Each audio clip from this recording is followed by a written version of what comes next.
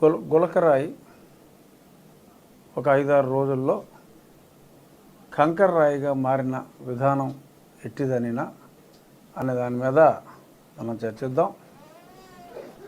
మనం చూసాం విజయవాడ అజిత్ సింగ్ నగర్లో జరిగిన ఆ డ్రామా. ఒకసారి మనం రీక్యాప్ చేసుకుంటే ఏదో సడన్గా ఒక రాయి వచ్చి ఆయనకి తాకిన తర్వాత తాకి కంట్లో తాకి, అంటే సీఎం గారికి కంట్లో తాకొచ్చు, కానీ మరీ కన్ను డ్రామా వేసి మరీ ఖైదీ కన్నయ్యలాగా కన్ను మూసేసి ఆయన తిరిగితే మరీ దరిద్రంగా ఉంటుందని కాబోలు ఆయన కొంచెం ఆ పట్టి వేసుకుని కొంచెం నీట్గా ఉండేలాగా ఆ స్టోన్ ప్లాన్ చేసింది. సరే అల్లంపల్లి ఆయన కట్టుకున్నాడు. ముందుగా గులకరాయి అన్నారు, హత్యా ప్రయత్నం అన్నారు. నార్మల్గా ఏదైతే వెపన్ యూజ్ చేస్తాం 307 కేసు పెట్టినప్పుడు ఆ వెపన్ను దొరకాలి. అంటే ఇక్కడ వెపన్ ఏంటంటే ఓ రాయి, గులకరాయి అప్పట్లో. ఇప్పుడు తేలింది ఏంటంటే అసలు ఆ ప్రాంతంలో ఎక్కడ గులకరాలు లేవట. మరి గులకరాలు లేకుండా మరి గులకరాయి కేసు నిలబడదేమో అని చెప్పి ఆలోచించి దాన్ని కంకర్రాయిగా మార్చారు. కంకర్రాయి అంటే ఎక్కడో కన్స్ట్రక్షన్ ఉంటుంది, ఆ కన్స్ట్రక్షన్ దగ్గర ఆ కంకర్రాళ్ళు ఉంటాయి. ఒక చిన్న కంకర్రాయి, మన సైడ్ ఏంటి బెడ్డ ముక్క అంటాం కదా, చిన్న బెడ్డ ముక్క దొరికింది. అంటే అరేంజ్ చేశారు. ఇది చాలా హడావుడి చేయాలనుకున్నారు, ఎక్కడ బూమరాంగ్ అయింది. మరి ఏదో ఒకటి చేయాలి అని చెప్పి పాపం సతీష్ అని ఒక కుర్రోడు, అడిగి 16 ఏళ్ళు అండి పాపం. ఆ సతీష్ అన్నోడిని ఒకరిని ఇరికించాలని చెప్పి పెట్టుకున్నారు. తర్వాత దుర్గారావు అని ఇంకో వ్యక్తిని, ఆయన పెద్దోడే అనుకుంటా, తెలుగుదేశం పార్టీ సానుభూతిపరుడు. ఎందుకంటే వైసీపీ సానుభూతిపరులను పెడితే కోడికత్తి కేసులాగా మరీ ఇప్పుడే అలరైపోతుంది, ఎలక్షన్ ముందు అలరవటం మంచిది కాదు. కాబట్టి 2 క్యారెక్టర్లు ఎన్నుకున్నారు, సతీష్ అనే ఒక బాలుడు, దుర్గారావు అనే ఒక వ్యక్తి. ఇది కూడా ఎలాగా వాళ్ళ పేపర్లో చూసా. సతీష్ అనే వ్యక్తి తండ్రి వాళ్ళ తనయుడు రాయేశాడని చెప్పి తెలుసుకొని ఆయన పోలీస్ స్టేషన్కి వెళ్ళా, విఆర్ఓ దగ్గరికి వెళ్ళాడు. విఆర్ఓ మా సతీష్ తప్పు చేశాడమ్మా, రాయించుకుని ముఖ్యమంత్రి మీద వేసింది ఈడేనమ్మా అని చెప్పి వెళ్ళి చెప్పేశాడంట. చెప్తే అలాగా నువ్వు చేసావా, అయితే ఆగు అని చెప్పి ఆయన పోలీస్ స్టేషన్కి ఫోన్ చేశాడంట. పోలీసు వచ్చాడు, వచ్చి ఏంటమ్మా నువ్వే రాయేసావా అంటే, అవును సార్ నేనే రాయేశానని చెప్పి ధైర్యంగా ముందుకు వచ్చి నేనే రాయేశానని చెప్పాడంట. అందుకని ఆ సతీష్ని పట్టుకుపోయారు. ఏం చేస్తున్నారో తెలీదు. తర్వాత అలా స్టెప్ బై స్టెప్ వెళ్ళాలి కదా. దుర్గారావు నిన్ను అసలు రాయించుకుని ఎవడగొట్టమన్నాడు రా అన్నారంట.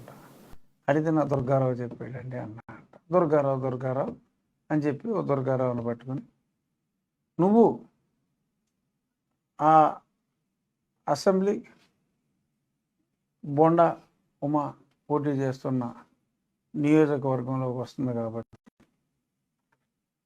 అది అక్కడే పోటీ చేస్తున్న వెల్లంపల్లి శ్రీనివాస్ గారి కన్నును కూడా జగన్మోహన్ రెడ్డి గారిని గాయపరిచిన తర్వాత అటుగా వెళ్ళి ఆయన కూడా గాయపరిచింది కాబట్టి ఒక ఎమ్మెల్యే క్యాండిడేట్ని ఇంకో ఎమ్మెల్యే క్యాండిడేట్ గాయపరుస్తాడు, ఇంకొకరికి వేరే వాడికి సంబంధం ఏముంటుందని ఒక పర్హాప్స్ ఆ లాజిక్తో అనుకుంటా, ఆ లాజిక్తో ఆ దుర్గారావుతో చెప్పించినట్టుగా ఉన్నారు.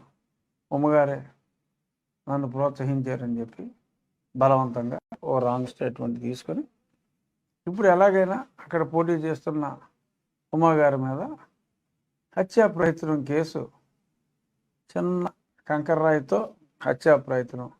ఇక కంకర్రాయితో హత్యలు చేయగలిగితే గొడ్డలు ఎందుకు, కత్తులు ఎందుకు, ఇవన్నీ వేస్ట్. సింపుల్గా ఒక కంకర్రాయితో హత్య చేయగలిగితే ఇవేమీ అవసరం కూడా లేదు. మరి భవిష్యత్తులో ఇంకందరూ కూడా కంకర్రాలే వాడతారేమో నాకు తెలియదు. కానీ ఈ కేసుని చాలా ఎలా వాడుకోవాలా అని చెప్పి చాలా ప్రయత్నం ఇంకా చేస్తూనే ఉన్నారు జగన్మోహన్ రెడ్డి గారు. అసలు ఇందులో అంతుపట్టని రహస్యం ఏంటంటే హాస్పిటల్ రిపోర్ట్ ఇప్పుడు దాకా రాలా. వాళ్ళు ఏం చేశారు అనేది రాలా. వాళ్ళు ఒక 16,000 మంది గోపికల్లాగా 16 మంది ఫోటోలో నర్సులు, ఇంకా చాలామంది డాక్టర్లు, కిడ్నీ స్పెషలిస్టులు, హార్ట్ స్పెషలిస్టులు, లివర్ స్పెషలిస్టులు, మొత్తం అందరూ కూడా వారి వారి శాఖలకు సంబంధం లేకపోయినా కదా ఏమాత్రం చెల్లించకుండా 2 గంటల సరదాగా ఆడుతూ పాడుతూ తన టూర్ని కంప్లీట్ చేసుకుని అప్పుడు హాస్పిటల్లోకి వెళ్ళి డామన్ మంచమే పడిపోయి సో విన్యాసాలు చేశారు. సరే, బాగానే ఉంది. నార్మల్గా మీకు ఏదన్నా దెబ్బ తగిలినప్పుడు మొదటిసారి పెద్ద పట్టీ ఉంటుంది, గ్రాడ్యువల్గా గాయం మానే కొద్దీ పట్టీ సైజు తగ్గుతుంది, అవునా? జనరల్గా చివరికి అప్పుడు చిన్న పట్టీ తీసేస్తారు. ఇక్కడ ఆ రోజు ఎలా చేతులు హాస్పిటల్ నుంచి బయటకు వచ్చినప్పుడు పట్టీ సైజు చూడండి, ఆ తర్వాత భీమవరం వచ్చినప్పుడు పట్టీ సైజు చూడండి, కాకినాడ కేసు వెళ్ళినప్పుడు పట్టీ సైజు కొంచెం పొడుగు పెరిగింది. గాయం అంటూ ఉంటే పట్టీ సైజు తగ్గుతుంది. ఏ గాయం లేదు కాబట్టి ఊరికే టోప్ కాబట్టి మామూలుగా సినిమా షూటింగ్ చేసేవాళ్ళు కూడా కంటిన్యూటీ షాట్లు అని అసిస్టెంట్ డైరెక్టర్లు ఉంటారు, వాళ్ళు ఆ ప్రికాషన్ తీసుకుంటారు. నెక్స్ట్ డే షూటింగ్ వేరే ప్లాస్టర్ వేసినా అదే సైజు ప్లాస్టర్ వేస్తారు తప్ప ఆ కంటిన్యూటీకి అసిస్టెంట్ డైరెక్టర్ సరైన లేడు అక్కడ జగన్మోహన్ రెడ్డి గారికి. కంటిన్యూటీ మిస్ అయ్యి అది పెరిగిపోతాను. సరే, అదొక ప్రహసనం. అసలు ఆ డాక్టర్లు ఆ నర్సులు కలిసి ఏం చేశారు? ఎక్కడైనా మెడికల్ రిపోర్ట్ ఉంటుంది, అందులోనూ హత్యా ప్రయత్నం జరిగినప్పుడు ఆ మెడికల్ లీగల్ రిపోర్ట్ అనేది కంపల్సరీగా ఇవ్వాలి. ఆయనకి ఏం జరిగింది, ఆ గాయం లోతెళ్ళింది, ఎందుకంటే అసలు రక్తం కూడా ఊరికే గీరతే ఎలా వస్తుందో అలా వచ్చింది అంతే. మరి అలా గీరుడికి కుట్లేస్తారా? కుట్లేస్తే ఆ కుట్లు వేసిన గాయం పెద్ద అవుతుంది. మరి ఆ కుట్లు వేయలేదు, మరి అసలు గీతే కనపడతలేదేంటి అంటారని చెప్పి ప్లాస్టిక్ సర్జరీ చేశారని చెప్పి ముందే ఒక కహాని కూడా అల్లారు. సో అదే ఎవరికే పెద్దగా హాని చేయని కహాని. మరి ఆ కహానికి కట్టుబడి ఎలక్షన్ అయిన తర్వాత పట్టీ తీసేసి ప్లాస్టిక్ సర్జన్ చాలా బాగా చేశాడు, అసలు గాయ మనమాలు కూడా లేకుండా తగ్గించేశారని చెప్తారా? ఏదేమైనప్పటికీ ఒకసారి కేసు కట్టినప్పుడు ఈ పోలీసు ఆ లీగల్ రిపోర్ట్ కూడా తెప్పించుకోవాలి.